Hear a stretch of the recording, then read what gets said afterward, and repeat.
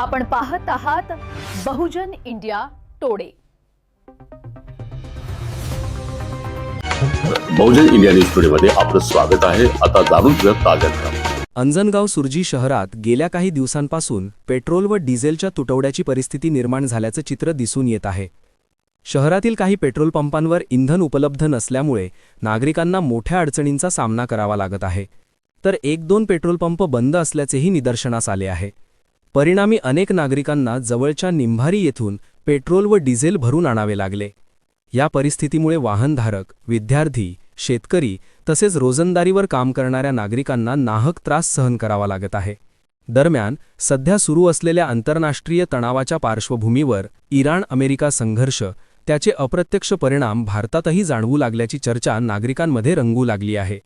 याआधीच गॅस सिलिंडरच्या पुरवठ्यात अडचणी निर्माण झाल्या असून अनेक ठिकाणी 14 ते 15 दिवसांपर्यंत प्रतीक्षा करावी लागत असल्याचेही समोर आले आहे। अशा परिस्थितीत आता इंधन तुटवड्यामुळे नागरिकांमध्ये चिंता व्यक्त होत असून येणाऱ्या काळात परिस्थिती आणखी गंभीर होणार का, असा प्रश्न उपस्थित केला जात आहे। प्रशासनाने याकडे गांभीर्याने लक्ष देऊन तातडीने इंधन पुरवठा सुरळीत करण्यासाठी उपाययोजना कराव्यात, अशी मागणी नागरिकांकडून होत आहे।